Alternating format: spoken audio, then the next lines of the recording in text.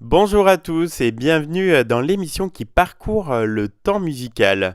Vous le savez, Hit Story aime bien vous parler des succès qui ont enflammé les plages ces dernières années.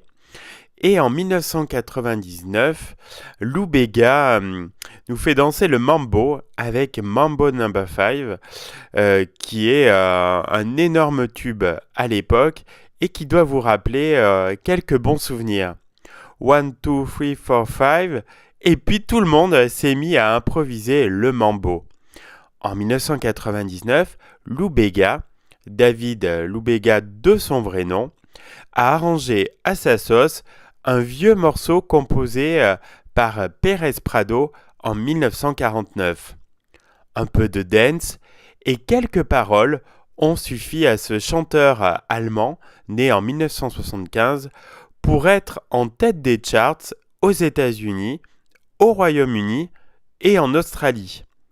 En France, le titre est resté 20 semaines en tête des ventes de singles, du jamais vu à l'époque.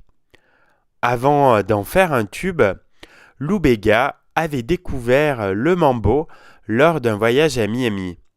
La dernière fois que ce style de musique cubaine avait fait le succès des pistes de danse, il faut se souvenir de la performance de Brigitte Bardot dans le film très controversé de 1956 Et Dieu créa la femme de Roger Vadim. Quelques airs de trompette et 43 ans plus tard, Lou Bega renouvelle le genre.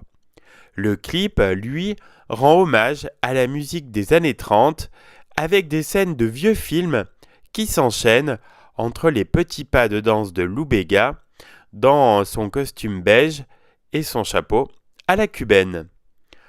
En juillet dernier, le service de musique en streaming Spotify a analysé 120 000 playlists nommées Guilty Pleasures. Comprenez ces chansons qui nous font honte, mais que nous adorons écouter en secret. Résultat, Mambo No. 5 arrive en tête de ses plaisirs musicaux coupables devant Wake Me Up de Wham. Promis, on ne vous dira rien si vous adorez écouter Lou Bega.